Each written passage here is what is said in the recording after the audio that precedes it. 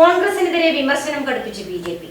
വന്ദേമാതരം 2 ചരണങ്ങൾ മാത്രം ആലപിച്ചാൽ മതിയെന്ന കോൺഗ്രസ് പ്രവർത്തക സമിതി നിർദ്ദേശത്തിനെതിരെ വിമർശനം കടുപ്പിച്ച് ബി.ജെ.പി. വന്ദേമാതരത്തിനെതിരെ അസഹിഷ്ണുത പ്രകടിപ്പിക്കുന്ന പുതിയ മുസ്ലിം ലീഗായി കോൺഗ്രസ് മാറിയെന്നും നടപടി രാജ്യദ്രോഹകരമാണെന്നും ബി.ജെ.പി. വിമർശിച്ചു.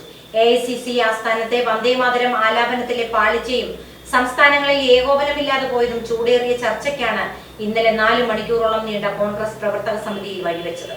ഇനി പാളരുതെന്ന ജാഗ്രതയിലാണ് 2 ചരണങ്ങൾ മാത്രം ആലപിച്ചാൽ മതിയെന്ന തീരുമാനം പ്രവർത്തക സമിതിയിൽ ഉണ്ടായത്. ആ നിർദ്ദേശവും ബി.ജെ.പി. ആയുധമാക്കുകയാണ്.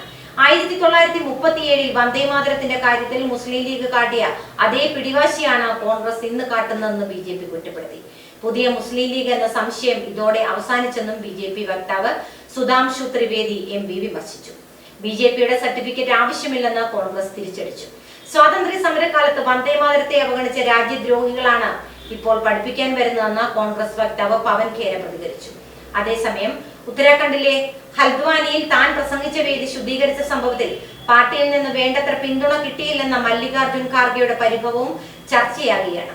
മാധ്യമങ്ങളിൽ നിറഞ്ഞു നിൽക്കുന്നവരും പാർട്ടി ലൈന് വിരുദ്ധമായി നിരന്തരം ലേഖനങ്ങൾ എഴുതുന്നവരും ഒരു വാക്കുപോലും മിണ്ടിയില്ലെന്നാണ് ഖാർഗെയുടെ പരാതി.